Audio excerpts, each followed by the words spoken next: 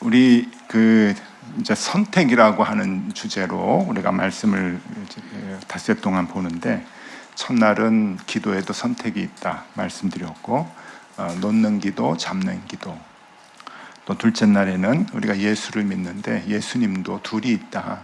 예수 그리스도, 십자가의 길로 가는 예수 그리스도, 세상의 길 힘으로 이기려고 하는 예수 바라바의 길이 있다. 선택해야 된다, 결단해야 된다 말씀을 드렸죠.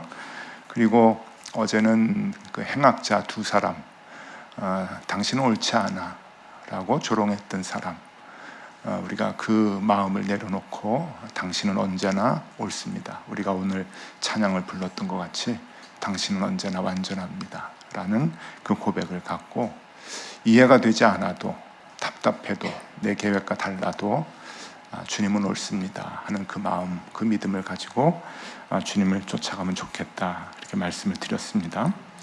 그래서 어제까지는 3일 동안 이제 원리에 대한 말씀을 드렸다면, 이제 오늘과 내일은 실전입니다. 실전. 그러면 이제 어떻게 우리가 살아가야 될 것인가 하는 실전에 대한 얘기를 해드리도록 하겠습니다.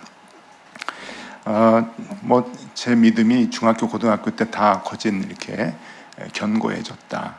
평생 이제 그걸 울고 먹고 이제 그 믿음, 견고해진 믿음 안에서 목회를 하고 이제 그러는데, 참 그 몇 가지 안 되는 아주 엄청난 사건들 가운데서 그 확고한 믿음이 생기고, 그 시각으로 성경을 보니까 다 해석이 됐어요. 그래서 얼마나 감사한지 모르겠는데, 고등학교 1학년 때 이제 그 윤리 과목이 있었어요. 윤리 선생님이 새로 부임을 하셨는데, 이분이 기독교 교육을 전공하시고 의욕적으로 이제 고등학교에 와서 교사를 이제 하시는데, 이분이 한 학기를 이제 가르치시면서 이제 중간고사가 있잖아요.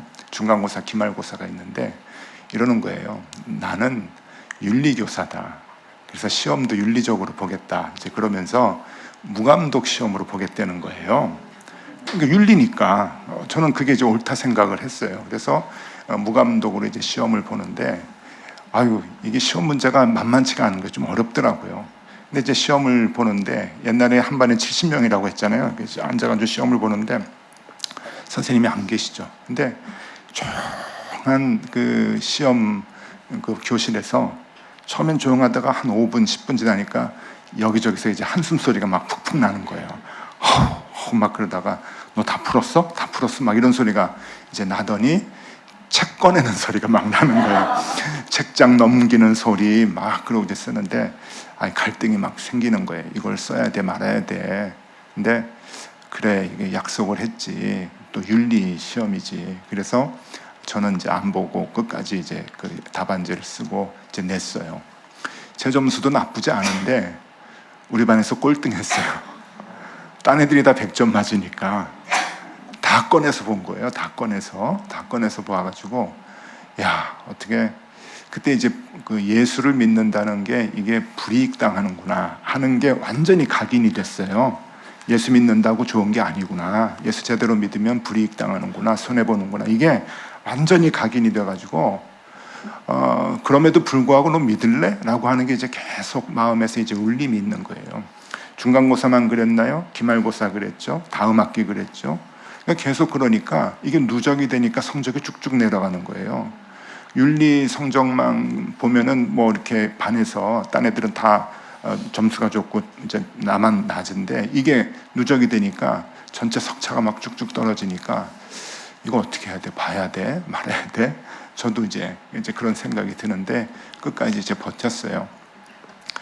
2학년 때가 됐는데 이런저런 일 때문에 제 별명이, 애들이 이제 지어준 제 별명이 교회병 환자였어요. 전 뭐 그렇게 티 안 냈는데 쟤는 교회 때 미친 애라고 그러면서 이제 교회병 환자라 그러는데, 애들이 그러는 건 뭐라도 괜찮은데 담임 선생님이 그러는 거예요. 담임 선생님은 제가 교회 다니는 걸 못마땅하게 생각을 했는지 맨날 야단을 치는 거예요. 꼬투리만 잡으면. 예를 들어서 이런 거죠.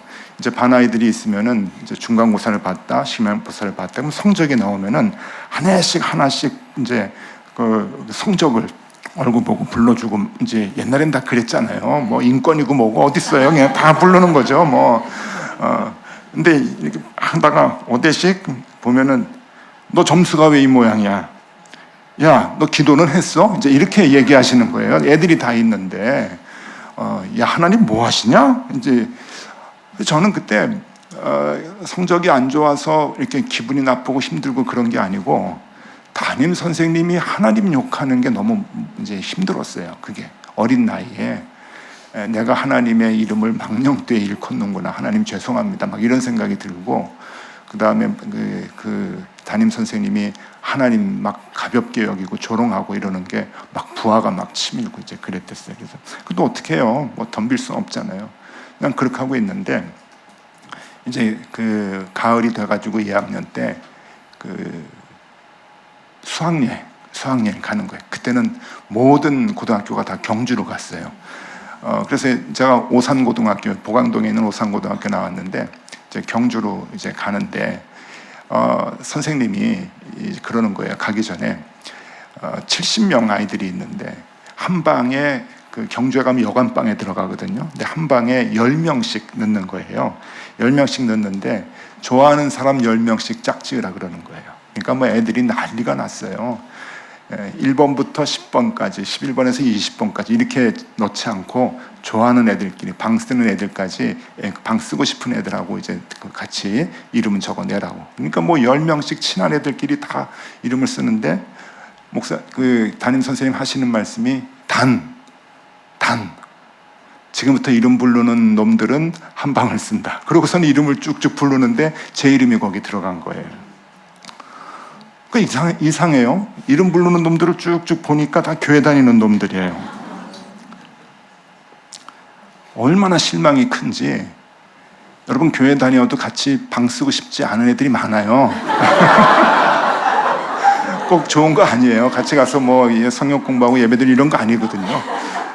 야, 이게 뭐야? 우리는 친구도 없나? 뭐 이제 그러고 있는데, 아이고, 이게 뭐 선생님이 하라니까 이제 아주 기분 나쁘게 갔죠. 남들은 너무 좋아가지고 가는데, 근데 옛날 수학여행이 연세 드신 분들은 좀 아시겠지만 그냥 일탈이에요. 그리고 선생님들도 눈 감아주시고 같이 일탈을 해서 좋은 추억들이 이제 많은데, 제가 가가지고 이제 보니까 그 숙소가 2박 3일 동안 이제 숙소가 지금도 그런 건물이 있는지 모르겠어요. 그때는 다 경주로 왔기 때문에 그 경주에 수학여행 팀들의 숙소들이, 큰 숙소들이 있었는데, 우리가 갔던 여관은 스퀘어로 되어 있더라고요. 가운데 넓은 중정이 있고 스퀘어로 되어 있고, 그것이 3층 건물이었어요. 엄청 컸는데, 이게 좋은 게 뭐냐면은 이 들어가는 현관문만 닫으면 애들이 못 나가요. 스퀘어니까, 이 건물 자체가 담이니까. 근데 가운데에 이제 그 중정이, 정원이 있는데 여기가 이제 춤판이 되는 거예요. 애들은 선배한테 들은 정보가 있어가지고 갈 때부터 큰 후레쉬, 라이트, 랜턴이죠. 이런 거 막 준비하고 스테레오 큰 거 준비해가지고 벌써 숙소에 들어가니까 3층 옥상에 이렇게 코너에 다 들어가 있어요. 애들이 올라가 있어가지고 불을 비추는 거예요. 이렇게 막 흔들고. 그럼 이제 무빙이 되는 거죠. 이런 게 자동. 해만 지면은 그냥 음악 크게 틀고 그 한 학년 전 아이들이 다 나와가지고 거기서 춤판을 이제 벌이는데, 저녁을 먹고 나는데 음악 소리가 이제 쿵쿵쿵 거리는 거예요. 이제 연습하는 게. 그럼 이제 애들이 나가고 싶어가지고, 우리 방 애들도 이제 나가고 싶어가지고 밥 먹고 이러는데, 갑자기 담임 선생님이 이제 들어오시는 거예요. 담임 선생님이 이만큼 시험지를 가지고 들어오시는데 얼굴은 벌써 한 잔 걸치셨어요. 선생님들도 좋으신가 봐요. 그러니까 뻘게 가지고 이만큼 시험지를 이렇게 들고 이렇게 오시더니 우리 방에서 하시는 얘기가, 이놈들아, 너희들은 나갈 생각하지 말고 이거 풀어. 그러고서는 이만큼 시험지를 주는 거예요. 기분 되게 나쁘죠. 우리도 밥 먹고 나가서 춤추려고 하는데, 아니 우리 방에 있는 애들한테 이거 풀라고 갖다 주는데, 보니까 이게 뭐냐면은 설문지예요. 그러니까 그 경주 지역에 있는 뭐 요식업체, 그 협회에서 주는 설문지, 숙박업체에서 주는 설문지, 애들한테 설문을 이제 받는 거예요. 위생 상태는 좋았느냐, 뭐 이런 거 있잖아요. 그리고 그 음식은 괜찮았느냐, 뭐 이런 거 이렇게 주는 건데 전교생이 할 거를 다 가져온 거예요. 그래서 화가 나잖아요. 그래서 아니, 선생님 이거 애들 아침에 다 나눠주고 하라 그러면은 2장씩 한 애가 2장씩 하면 이거 다 푸는데 왜 우리한테 이걸 다 주냐고 그랬더니 이게 애들이 장난을 하도 많이 쳐가지고 이게 제대로 안 돼서 자꾸 학교로 컴플레인이 온다는 거예요. 이 뭐 밥은 반찬은 제대로 나왔느냐 그러면 이게 꿀꿀이 죽이지 밥이냐 막 이렇게 쓴다는 거죠. 우리 방에 쥐 나왔다 그러고 쥐도 안 나왔는데 막 이런 장난으로 막 하니까 자꾸 그 지역에서 학교로 컴플레인도 오고 교육청에서도 주의가 오고 이제 그러니까 이제 안 된다는 거예요. 너희가 이거 와가지고 이제 풀어라 이제 그래요. 조금 이해가 됐지만 그래도 그렇지. 우리한테 이거를 다 풀려고 어떻게 이제 놀지도 못하게 하고 놓고 가시나. 근데 이제 선생님이 그걸 놓고 갈 때 이제 문을 닫으면서 하는 얘기가 한마디 하셨는데 그 말이 잊혀지질 않아요. 그 말이 뭔가 하면 그래도 믿을 놈들은 니들밖에 없어. 그러고 놓고 가신 거예요. 그래도 믿을 놈들은 니들밖에 없다. 나중에 이야기를 들었어요. 선생님이 이제 이야기를 해주시는데 하도 이 문제가 이제 학교에서 큰 문제가 돼가지고 교장 선생님하고 학교의 부장 선생님들하고 모여가지고 회의를 했대요. 가면 또 설문조사 할 텐데 애들이 대부분 또 장난칠 텐데 이걸 어떻게 하면 좋겠냐. 그러니까 이런저런 대책을 얘기하다가 우리 담임 선생님이 우리 반에 예수 잘 믿는 애들이 있다. 얘네들 10명을 모아놓고 한 방에 몰아넣자.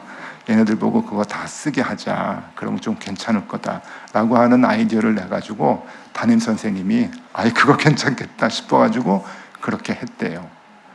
그래서 그렇게 된 거예요.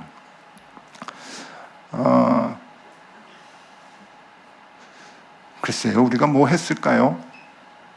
무감독 시험에 손해보는 대로 그냥 했고 학교에서 예수 믿는 아이로 그래도 욕 안 먹으려고 성실하게 생활을 했고 선생님은 싫었겠죠. 그런데도 봤나 봐요. 이런 적들 괜찮네. 저뿐만이 아니고 교회 다니는 애들이 괜찮네 생각을 하고는 믿을 녀석들이 있습니다. 교장 선생님 얘네들한테 이거 몰아줍시다. 그리고 우리한테 하신 말씀이 믿을 놈들은 니들밖에 없다. 그게 머리에 확 박혔어요. 그래서 제가 목회를 할 때 항상 힘들고 어려운 일이 있고 유혹이 있을 때 무슨 음성이 들리는가 하면은 하나님이 저한테 그렇게 얘기하시는 것 같아요. 믿을 애는 너밖에 없다. 믿을 애는 너밖에 없다. 모르겠어요. 이게 교만한 게 아니고 그러니까 잘해라 라고 하는 그런 말씀이겠죠. 그래도 믿을 놈은 너밖에 없으니까 너 잘해. 그 음성이 고등학교 2학년 때 들렸어요. 그리고 지금까지 계속 제 귓가를 이제 맴돌고 있죠. 그게 제가 버티고 목회하는 힘인 것 같아요. 신앙생활을 그나마 잘 할 수 있도록 버텨주는 힘인 것 같아요. 여러분, 손해볼 때 많고 유혹 있을 때 많이 있습니다. 그리고 진짜 손해봐요. 진짜 손해보고 진짜 성적도 내려가고 에너지 보존의 법칙 어제 말씀드렸죠. 정말 많은 것들 잃어버릴 수 있습니다. 그런데 남들 다 그렇게 한다고 쫓아갈 수 없잖아요. 우리는 선택하며 살아가야 되는데 하나님의 말씀과 하나님의 식과 법 쫓아가기로 작정하고 우리 높은 뜻 내걸고 지금 신앙생활 하는데 고집스럽게 그 선택 끝까지 해야 되지 않겠습니까? 그 믿음 가지고 살면 참 좋겠다 싶습니다. 다윗의 법칙이라는 말이 있어요. 다윗의 법칙은 싸울 때 무기가 A하고 B가 있다고 한다면 어떤 무기를 가지고 싸울 것이냐 하는 건데 A가 B에 비해서 화력이 월등하게 좋다고 해도 화력이 강하고 좋은 무기로 반드시 이길 수 있는 건 아니라는 거예요. 상대방에 따라서 무기를 바꿔 써야 된다는 거죠. 그러니까 이 B라고 하는 무기가 훨씬 A에 비해서 화력이 약해도 상대방에 따라서 이 B라고 하는 무기를 쓸 때 이길 수 있다라고 하는 거예요. 그러니까 다윗이 골리앗 물리칠 때 물맷돌로 했잖아요. 사울의 칼과 투구로 하지 않고 물맷돌을 가지고 했는데 이겼어요. 이제 여기서 나오는 법칙인데 이 명칭이 이건 사회 사람들도 쓰는 거예요. 다윗의 법칙이라고. 여러분 그리스도인들이 이 세상과 싸울 때 무슨 무기를 가져야 되는가? 자꾸 우리는 속습니다. 세상 사람들이 돈으로 힘으로 그리고 그 권위로 이런 거로 이제 싸우려고 하니까 우리도 더 큰 돈, 더 많은 돈, 더 큰 힘이 있어야 싸워서 이길 거라고 생각을 하는데 아닙니다. 우리 그리스도인들이 세상과 싸울 때 이 다윗의 법칙이 적용이 돼요. 다윗의 물맷돌이 필요한 거예요. 그 물맷돌이 뭔가? 여러분 우리에게는 십자가죠. 십자가. 그 길을 걸어가는 것이 가장 큰 무기입니다. 오늘 말씀이 그것을 우리에게 증명을 해주고 있는데 같이 이제 말씀을 좀 들여다보겠습니다. 어려서 이 말씀을 봤을 때 이해가 가지 않았어요. 예수님이 제자들 사랑한다고 하는데 왜 사지로 몰아넣을까? 그런 생각을 했죠. 왜냐하면 3절을 보십시오. 3절에 제자들을 그렇게 훈련을 시켜놓고 하시는 말씀이 갈지어다 내가 너희를 보냄이 어린 양을 이리 가운데로 보냄과 같도다. 이리는 늑대죠. 늑대의 우리말입니다. 그러니까 늑대. 요즘 젊은 분들은 이제 늑대가 다 이제 더 익숙해서 지금부터 늑대라고 얘기를 하겠습니다. 이 늑대와 어린 양은 먹이 사슬의 피라미드를 보면은 맨 정점과 가장 밑바닥이에요. 이게 그러니까 언제나 싸우면은 이제 잡혀 먹히는 거죠. 그래서 이것은 보내면 안 됩니다. 보내면 이제 백전백패죠. 그냥 지는 것이 아니라 먹히는 그런 구조인데 그럼에도 불구하고 예수님이 지금 어린 양들을 보내는 거예요. 제자를 보내는 거죠. 제자를 보내는데 어린 양이라 그래요. 왜 그랬을까요? 어린 양으로 훈련을 시킨 거예요.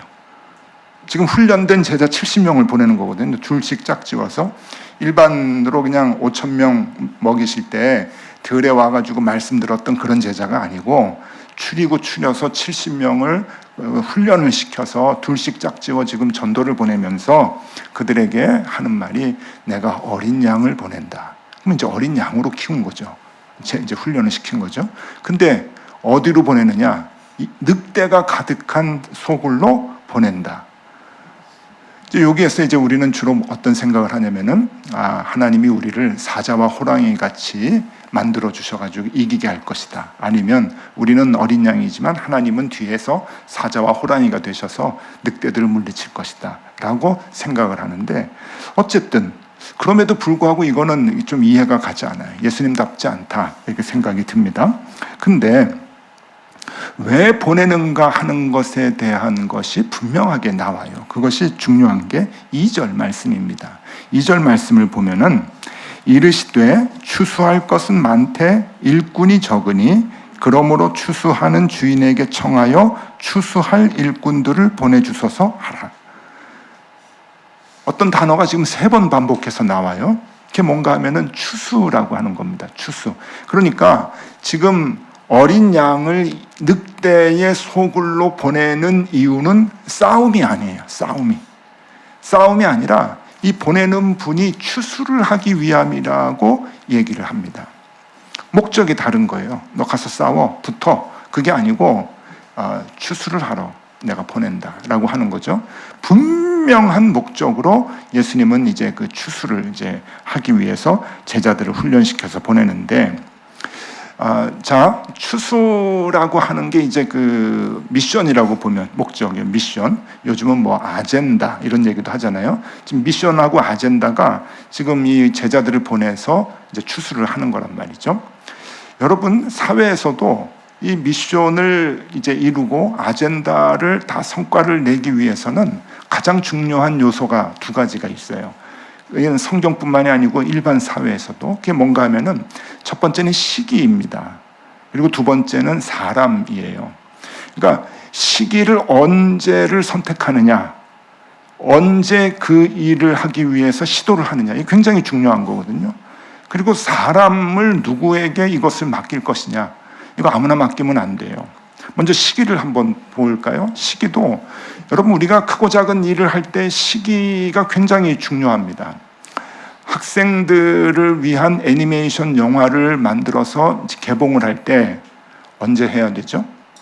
방학 때예요. 이거 중간고사 때 하면은 망합니다. 그러니까 모든 영화는 그 영화를 볼 수 있는 대상을 잘 보고, 시장을 보고 그 개봉 날짜를 정하는 거잖아요. 명절 때 주로 하고. 그거 안 하면 큰일 납니다. 폭망하죠.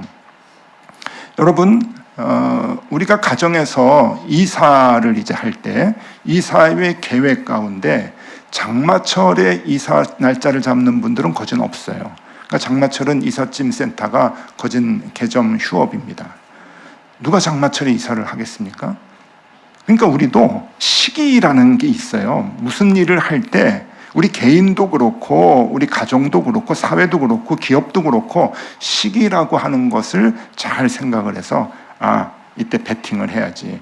그럴 때 위험 부담을 감수하고 그 일을 했을 때 여러분 이게 이루어지는 거예요. 우리 그 사회에서도 여러분 이제 한진그룹이나 대한통운, 지금 CJ통운으로 갔나요? 이런 데가 세계적인 기업이 된 게 월남전이었잖아요. 월남전의 물류를, 나는 그 위험 부담이 많은 데서 그 물류를 이제 하는 것으로 돈을 많이 벌었는데, 이게 결정을 하는 거예요. 이거를 해야 될 것이냐 말아야 될 것이냐, 이 시기에 우리가 뛰어들 것이냐 말아야 될 것이냐. 그러니까 시기가 굉장히 중요한 거잖아요. 그러니까 기업뿐만이 아니고 모든 일을 할 때 미션을 이루고 그리고 아젠다를 이루고 하고자 할 때는 시기가 중요하다. 자, 두 번째, 사람이 중요합니다. 그럼 그걸 누구한테 맡길 것이냐? 아무에게 맡긴다고 되는 게 아니에요. 기획을 잘 했다고 아무에게나 다 맡기면 그 일이 성취가 될까요? 지금 미국 나사에서는 화성에 사람을 보내려고 지금 계획을 한다고 그러잖아요. 자, 그러면 화성에 누굴 보내요? 어떤 세계적인 기업에서, 아마존이나 구글 같은 데서, 우리 회사에서 제일 일 잘하는 회사원 있습니다. 뭐든지 다 합니다. 이 친구 보내죠. 그럼 그 친구가 가면은 일을 다 완수할까요? 아닙니다. 문제가 또 달라요. 누구에게 그 일을 맡기느냐, 그 일에 적합한 사람에게 그 일을 맡겨야 그 아젠다가 이루어지는 거죠. 아무나 맡길 수 없습니다. 우리 회사에 제일 일찍 출근하는 아주 성실한 사람이 있는데 이 사람이 국제문제 분쟁 해결할 수 있습니다. 그러고서는 국제문제 해결하라고 내보낼 수 있나요? 그런 건 차원이 다릅니다. 그래서 가장 걸맞는 사람에게 이 일을 맡겨야 된다라고 하는 것이죠. 자, 그러면 지금 이 시기를 보겠어요. 시기가 지금 누가복음 10장입니다. 누가복음 10장에 둘씩 짝지워서 제자들을 보내는 시기가 누가복음 10장인데, 누가복음은 대체적으로 시간대로 기록이 돼 있어요. 다른 복음서하고는 좀 다르게 이 누가가 의사였잖아요. 아주 디테일하게 시간적으로 이제 일을 진행을 시키는데, 누가복음 9장에 무슨 일이 있냐면은 누가복음 9장에 세례 요한이 목이 달아나는 사건이 있어요. 누가복음 9장 9절 말씀에 이렇게 나옵니다. 헤롯이 이르되 요한은 내가 목을 베었거늘 이제 이런 일이 들리니 이 사람이 누군가 하여 그를 보고자 하더라. 여러분, 이게 굉장히 중요한 포인트예요. 세례 요한의 목을 쳤어요, 헤롯이. 그러고선 자랑하는 거예요. 내가 세례 요한의 목을 베었거늘. 그러고서는 그 다음에 뭐라 그러냐면은 이제 또 한 사람이 남았는데 예수잖아요. 그 밀란이 일어나지 않을까 하고 걱정했던 그 리더들이 세례 요한하고 예수였다 그랬잖아요. 그러니까 세례 요한 목을 쳤어요. 이제 나머지 한 사람이 예수인데 그 예수를 이제 보고 싶다는 거예요. 여러분, 헤롯이 이제 예수를 보고 싶다 그러면 그게 무슨 말입니까? 밑에서는 알아서 기어야 돼요. 예수 보고 싶은데 그러면은 잡아와라, 이제 그런 얘기입니다. 그럼 밑에서 이 사람이 누군가 하여 그를 보고자 하더라 그러면은 알았습니다. 폐하 우리가 잡아드리죠. 그리고 예수를 잡는데 혈안이 되는 시기가 누가복음 9장에 나와요. 그리고 누가복음 9장 그 뒤에 보면은 누가복음 9장 22절에 예수님이 제자들에게 처음으로 이런 얘기를 합니다. 22절입니다. 이르시되 인자가 많은 고난을 받고 장로들과 대제사장들과 서기관들에게 버림받아 죽임을 당하고 제3일에 살아나야 하리라 하시고, 나 이제 잡힌다, 그리고 두들겨 맞는다, 아니 십자가에서 죽는다, 그리고 부활할 것이다 하는 얘기를 제자들에게 하는 거예요. 아주 심각하게. 왜? 헤롯 왕이 이제 예수를 찾고 예수를 잡아 죽이려고 한다. 헤롯 왕뿐인가요? 빌라도는 안 그런가요? 대제사장 가야바는 안 그런가요? 다들 열받아가지고 예수를 잡으려고 할 때 가장 위험한 시기에, 그것도 예수님이 감지하고 있었잖아요. 나 이제 곧 잡힌다, 죽는다 라고 하는 그 시기에 예수님은 어떤 처신을 해야 되나요? 숨어야 돼요. 그렇죠? 도망가야 되는 거예요. 잠깐 없어져야 되는 거예요. 미션을 이루기 위해서는 없어져야죠. 없어져야 되는데 예수님은 무슨 똥배짱인지 그 위험한 시기에 제자들을 둘씩 짝지어서 보내는 거예요. 여러분, 둘씩 짝지으면 몇 쌍입니까? 70명이니까 35쌍이잖아요. 유대 땅에서 이게 안 드러날까요? 너무 바보 같은 짓 아닙니까? 숨어도 션찬을 파네. 아둘람 굴 속에 들어가도 션찬을 파네. 여러분, 드러내고 오히려 훈련된 제자들을 둘씩 짝지어서 파송을 하는 거예요. 시기 중요한데 이러면 안 되는데 하는 마음이 있죠. 자, 그리고 두 번째, 사람에게 맡긴다 그랬죠. 중요한 요소죠. 미션을 이루기 위해서. 근데 이 사람이 지금 누굽니까? 늑대들이 가득한 지금 그 소굴로 누구를 보내요? 사람들을, 그 거친 제자들을 어린 양으로 만들어가지고 보내는 거예요. 이거 더 미치겠죠, 이게. 어떻게 이런 일이 있을 수 있어요? 사자와 호랑이로 만들어가지고 보내도 이길까 말까 하는데 어린 양으로 만들어가지고 지금 보내는 거예요. 왜 그랬을까요? 여기에 그 3절에 답이 나와요. 추수다. 목적은 추수다. 2절에 나오죠. 목적이 추수다. 추수다. 계속 말씀을 합니다. 왜 추수가 이루어지느냐? 요한복음 12장 24절에 이제 그 답을 주시는데, 요한복음 12장 24절 우리가 잘 아는 말씀이죠. 우리 같이 한번 읽어볼까요? 내가 진실로 진실로 너에게 이르노니 한 알의 밀이 땅에 떨어져 죽지 아니하면 한 알 그대로 있고 죽으면 많은 열매를 맺느니라. 이게 답이에요. 추수는 열매예요. 열매를 맺는 게 추수하는 거죠. 추수를 하기 위한 유일한 방법이 무엇인가 하는 것을 이미 알려주셨어요. 한 알의 밀이 땅에 떨어져 죽지 아니하면 한 알 그대로 있고 죽으면 많은 열매를 맺는다. 우리 알고 있죠? 그리고 이 원리를 믿고 있죠? 제자들은 지금 가면 어린 양으로 훈련받았기 때문에 늑대들 앞에 가면은 바로 죽습니다. 예수님이 원하는 것은 뭐냐면은 바로 죽으라는 거예요. 빨리 죽으라는 거죠. 그리고 잘 죽으라는 겁니다. 그게 전부예요. 지금은 드러나니까 빨리 죽을 수밖에 없죠. 잡힐 수밖에 없죠. 가장 좋은 시기예요. 그리고 어린 양으로 훈련시켰으니 늑대에게 잡아먹힐 수밖에 없죠. 가장 좋은 대상이에요. 그러니까 예수님은 바보가 아니에요. 시기와 이 일을 맡길 사람이 중요하다고 했는데 시기도 정확했고 사람도 정확했어요.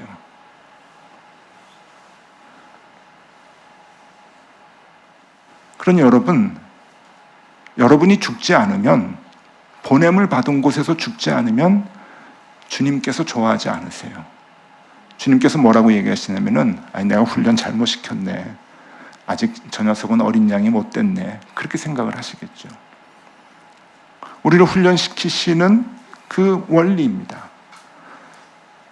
여러분, 적어도 우리가 이렇게 신년 특별 집회에 월요일부터 목요일까지 나와서 찬양하고 말씀을 듣기 원한다고 한다면 우리는 그냥 주님을 따라가는 사람이 아니에요. 우리도 훈련받는 제자이죠. 훈련받는 제자들에게 주님께서 요구하시는 것이 뭔가 하면은 빨리 죽어라, 잘 죽어라. 빨리 죽어라, 잘 죽어라. 왜? 거기에 열매가 맺히기 때문에 그래요. 그러니까 여러분, 우리가 조금 힘들어도 열매를 맺고 추수를 할 수 있는 방법은 이것밖에 없어요. 그래서 주님께서 십자가를 지시고 돌아가셨어요. 주님이 십자가를 지시지 않았으면 생명의 열매가 맺히질 않았어요. 그런데 주님께서 십자가를 지고 돌아가셨기 때문에, 그 십자가의 길을 가셨기 때문에 많은 사람들이 살아나는 생명의 열매가 열렸잖아요. 근데 우리는 그걸 보고도 제자라고 하면서도 쫓아가지 못해요. 주님께서 원리를 보여주시고 그 원리대로 사셨는데, 그 길밖에 없는데 우린 너무 이해가 많고 핑계가 많죠. 여러분이 거하는 모든 곳이 보냄을 받은 곳입니다. 교회로 보면 여기서 이제 훈련을 받는 것이죠. 그리고 파송받는 모든 곳, 여러분들이 가는 곳이 보냄을 받는 곳, 받은 곳이에요. 가정이 있을 수 있죠. 직장이 있을 수 있죠. 학생들은 학교도 있을 수 있죠. 모든 곳이 보냄을 받은 곳인데, 거기에서 우리가 할 수 있는 일이 뭐냐? 빨리 죽는 거예요. 그리고 잘 죽는 거. 이것밖에 없습니다.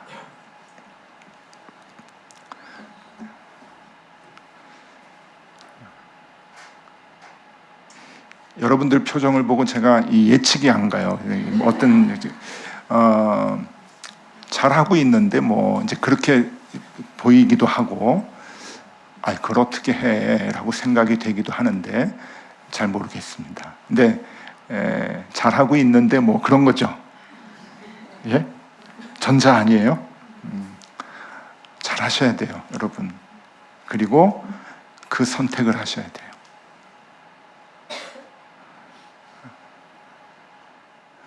은혜 받으려고 오셨죠. 은혜 받는 것은 그거 좀 바꾸셔야 돼요. 내가 원하는 것 이루어 주시는 것, 그게 은혜가 아니에요. 내가 하나님의 뜻에 맞게 사는 것이 은혜예요.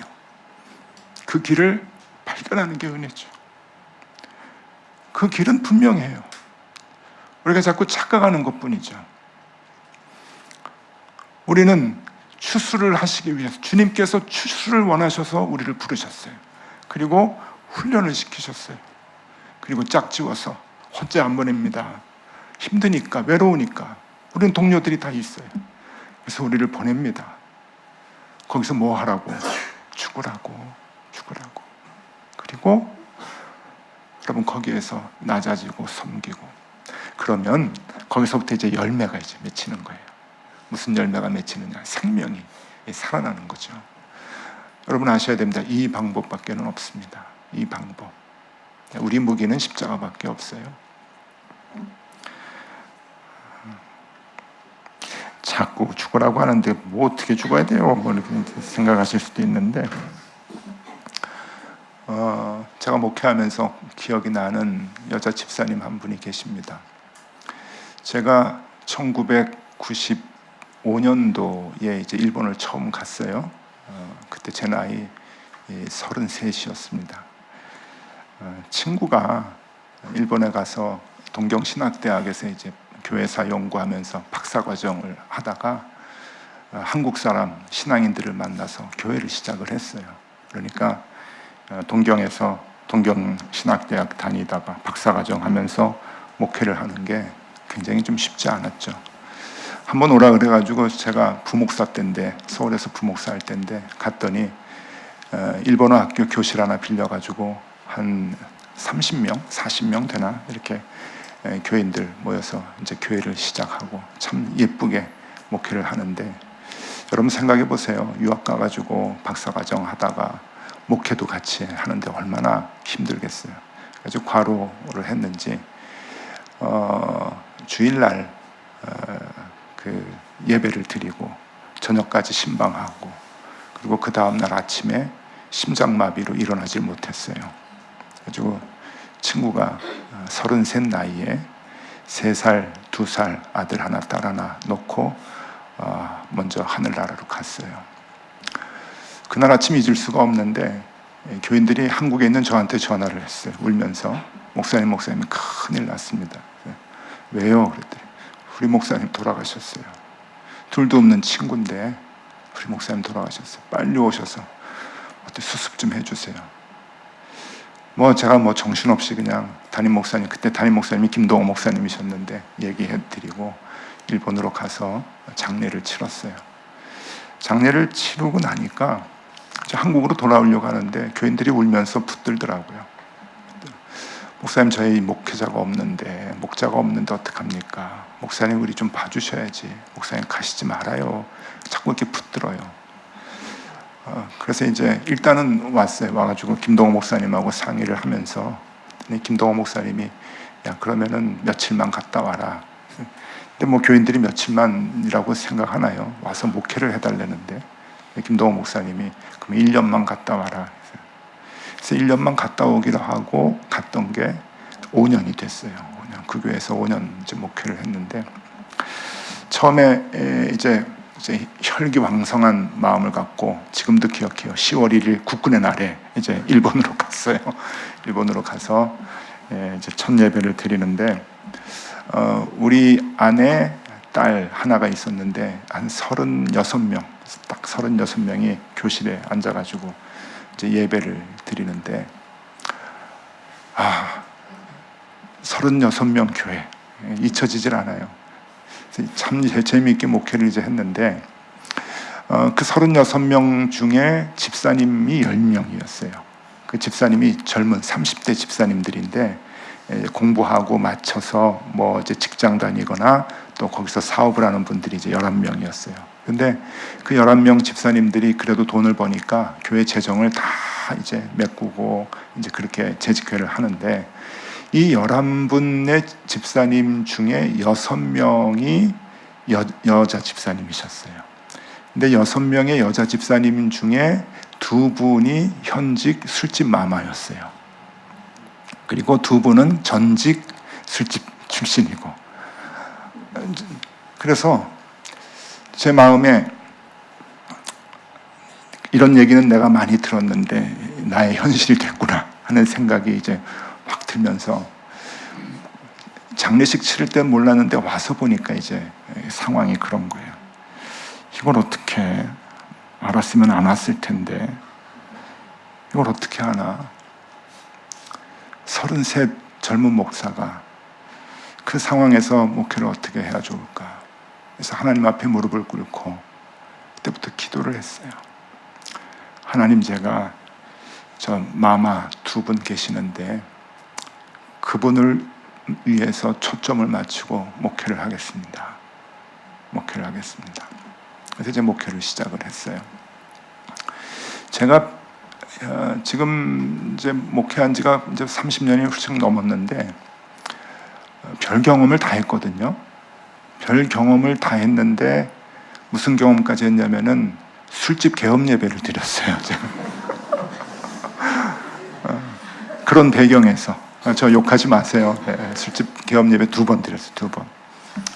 제가 그 마마 집사님들하고 그분들을 위해서 기도할 때 일단 그분들 변하게 해드려야 되는데 그러기 위해서는 친해져야 되겠다. 그래서 친하기 위해서 엄청 애를 쓰고 기도를 많이 했는데 많이 친해졌어요. 그랬더니 가정 얘기도 하고 집안 얘기도 하고 이제 그러다가 나중에 술집 개업 예배를 부탁하시더라고요. 친해지니까. 여러분, 그때 저 못합니다. 술집은 안 됩니다. 그러면 이제 관계가 깨지는 거예요. 그래서 하겠습니다 하고 이제 갔죠. 여러분, 그 한국도 그렇고 일본도 그렇고 제가 그 목회하면서 술집 속성을 이제 확실하게 알았어요. 이게 잘 안 되면 이 옆으로 옮겨요. 그래가지고 신장개업 하면 또 손님이 오더라고요. 이게 잘 안 되니까 그 금방 옆으로 옮기고 또 옮기고 이제 그러니까 이제 이게 예배가 2번씩이나 된 거죠. 그래서 옮겨가지고 신장개업을 하는데 기도해달라고 예배 드려달라고. 그래서 이제 가서 예배를 이제 드리는데 참 앞이 깜깜하죠. 그 집사님 앉아 계시고 저 있고 그다음에 저희 아내도 있고 이제 예배를 드리는데 여러분, 그래도 제가 양심이 있어서 이 술집 잘 되게 해주십시오 그렇게는 기도를 안 했어요. 이제 그 집사님이 한국에 딸이 있고 남편은 없죠. 딸이 있고 친정 엄마, 그러니까 이 아이의 할머니죠. 외할머니가 그 딸을 키우고 이 집사님은 돈을 벌어서 이제 송금을 하고 그렇게 이제 키우는 건데 그런 집들이 많았거든요, 일본에. 이제 그런 상황을 이제 아니까 제가 딸 공부 잘하게 해달라고 그리고 어머니 건강하게 해달라고 이제 그런 기도를 하고 마쳤죠. 예배 마치면 이제 그 집사님이 그러는 거예요. 얘들아 나와라 그래요. 그러면 이제 아가씨들이 확 나와가지고 제 옆에 이렇게 앉아서 저는 술을 안 마시니까 뭐 우롱차 이런 거 이제 따라주고 또 그 손수건 있어요. 물 묻은 손수건 50원이라고 하는데 그거로 막 손 닦아주고 그런. 참 기분이 나쁘진 않더라고요. 네. 그런 경험을 하면서 이제 목회를 했는데 계속 기도를 했죠. 한 6개월 지났을까 수요일 예배를 드리는데 몇 명 안 나와요, 수요일. 근데 이분이 그 수요 예배 때 오시는 거예요. 수요 예배 드리는 시간에 출근 시간이거든요. 그 업무 시간이잖아요. 근데 교회를 오셨어요. 예배를 드리시는 거예요. 설교를 하면서 계속 왜 오셨을까 생각이 드는데 예배 끝나고 집사님이 드릴 말씀이 있어요. 이제 그래요. 그래서 집사님 뭔데요? 교인들 다 나간 다음에 이제 얘기를 들었는데 첫 마디가 그러셔요. 딸을 데리고 오려고 그래요. 그래요. 그래서 제가 그 다음 그 말을 듣고 뭐라고 질문을 했냐면은 이제 뭐 하시게요? 굉장히 고급 대화예요 지금. 네? 이 상황을 모르면 이해가 안 되는 대화인 거예요. 아주 이게 고차원의 대화죠.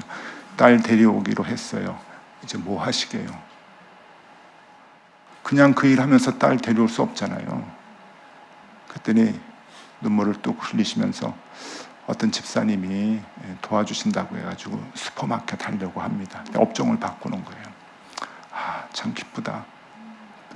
제 목회에 이제 첫 열매가 맺힌다 생각이 들었어요. 기쁘다.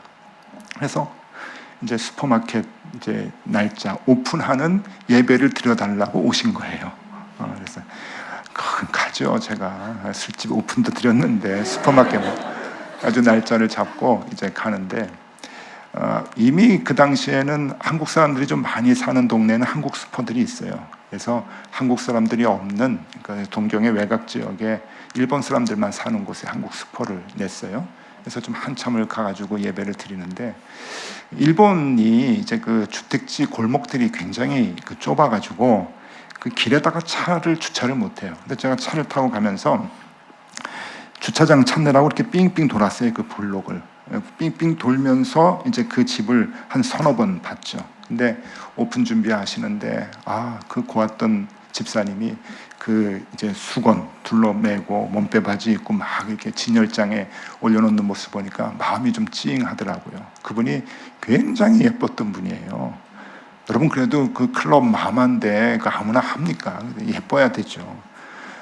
그 기모노를 입고 늘 이렇게 출근을 하시거든요. 기모노 입고 미장원 가서 머리 쭉 올리고 이제 가시면은 제가 봐도 아유 참 예쁘다 그 생각이 들 정도인데 이런 분이 그냥 수건 이제 딱 이렇게 메고 이마에 이렇게 머리에 둘러쓰고 몸빼 바지 입고 이제 일을 하시니까 저희 아내가 옆에서 좀 안타까워하더라고요. 아유 고우신 분이 그냥 저렇게 됐네 이제 막 옆에서 그러면서 주차장 이제 찾고 들어가서 예배를 드렸어요. 구역장님 오셨죠. 저희 아내 있고 저 있고 그 집사님이 있고 한국에서 딸이 왔고 같이 예배를 드리는데 그날따라 그냥 그게 얼마나 은혜가 되는지 그냥 부흥회를 한 거예요.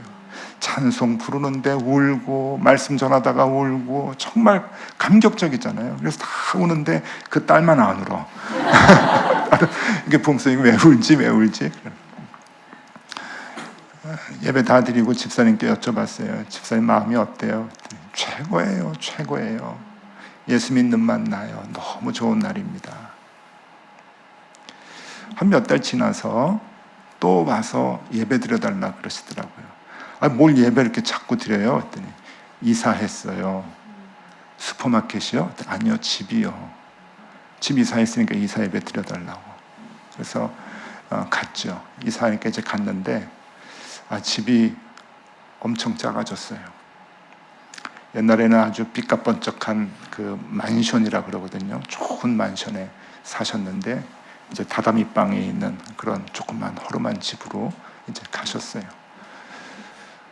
가가지고 이제 예배를 드렸어요. 예배를 드리고 나서 집사님한테 이제 물어봤죠. 집사님 전에 갔던 신방 갔을 때 갔던 집은 컸는데 이게 어떻게 된 거예요? 그랬더니 반토막 났어요. 그래요. 반토막. 예. 그러니까 집 크기가 이제 반토막이 된 거예요. 그 얘기 듣고 또 물어봤죠. 요새 수입은 어떻습니까? 그랬더니 수입은 4분의 1 토막이에요. 그래요. 술집 클럽을 운영을 할 때 하고 슈퍼마켓 할 때 하고 4분의 1이다. 집사님 괜찮으세요? 목사님 행복해요. 제 얼굴 보세요, 목사님. 지금이 최고로 행복해요. 이렇게 사는 거 왜 진작 못 살았을까? 제 목회에 잊을 수 없는 큰 열매. 여러분 선택. 뭘 선택하시겠어요? 그분은 돈보다 하나님을 선택을 했어요. 돈보다 하나님을 선택을 하니까 집은 2분의 1로 줄고 수입은 4분의 1로 줄었어요. 그런데 그 안에 생명이 열매로 맺혀지기 시작하잖아요. 딸내미 고등학교 2학년 때 와가지고 일본에서 대학 가고 또 좋은 남자 만나서 지금 아기 낳고 잘 살아요. 얼마나 귀한지 모릅니다. 우리는 이런 생각을 해요. 통쾌한 반전? 그래서 남들 위에 군림해가지고 그냥 본때를 보여주고 그래서 하나님이 나를 이렇게 세워주셨다라고 하는 것을 보여주면서 아주 통쾌한, 유쾌한 그런 삶을 살고 싶어 하는데 여러분 그럴 수도 있지만 그러지 않을 수도 있어요. 근데 제가 목회하면서 경험해 보니까 교인들 보고 제 삶도 보니까 그러지 않는 경우가 더 많더라고요. 그런데 분명한 것은 생명의 열매가 있어요. 분명해요. 생명의 열매가 있어요. 어마어마하게 있습니다. 하나님 그냥 놔두시지 않아요. 하나님 때문에 우리가 손해를 본다? 하나님 때문에 우리가 좀 낮아진다? 걱정하지 마십시오. 여러분 리그가 달라요. 리그가 하부 리그하고 일부 리그하고 달라요. 창조의 손길은 다릅니다. 그 창조의 손길이 우리의 인생을, 우리의 삶을 만져주시고 이끌어주시는 거예요. 그것을 우리가 볼 수 있어야 하는 것이죠. 여러분 우리가 죽어야 되는 게 뭔가? 죽는 건 뭐 어렵지 않습니다. 그냥 말씀대로 사는 거예요. 말씀대로 고집하고 그 말씀을 따라 사는 거죠. 조금 힘들어도 손해봐도 낮아져도 괜찮아. 하나님의 방법대로 살면 하나님께서 나중에 우리를 붙들어 주실 거야. 그 믿음 가지고 우리가 결단하면서 우리 파송받은 그곳에서 빨리 죽고 잘 죽는 십자가 붙들고 살아가는 그 결단을 우리가 하면 좋겠습니다. 여러분 한 해 동안 우리가 그 마음으로 우리가 십자가의 길을 선택하며 살 수 있으면 좋겠습니다. 그럴 때 하나님께서 여러분들을 지켜주시고 여러분들이 가는 모든 곳에서 생명의 열매가 마구마구 맺혀지는 놀라운 은혜가 반드시 있을 것입니다. 그 은혜와 복을 받는 한 해가 되실 수 있기를 바랍니다. 기도하겠습니다. 주님, 우리는 지금 주님을 닮아가려고 이 자리에 모였습니다. 주님을 닮아가는 것이 무엇인지 알려주시니 감사합니다. 조금은 힘들고 조금은 부담이 되어도 주님 가신 그 길을 선택하며 우리도 가게 하여 주시옵소서. 처음에는 흉내내는 것으로 시작하여 주님의 삶이 우리의 습관이 되게 하여 주시고 크고 작은 일을 우리가 만날 때마다 그냥 선택할 수 있는 우리의 모습이 될 수 있도록 인도하여 주시옵소서. 그래서 이 한 해를 살면서 주님께서 준비하신 그 생명의 복 다 누리며 살아가는, 그래서 간증과 감사가 연말에 넘쳐나는 우리 교우들 다 될 수 있도록 인도하여 주시옵소서. 예수 그리스도 이름으로 기도드리옵나이다. 아멘.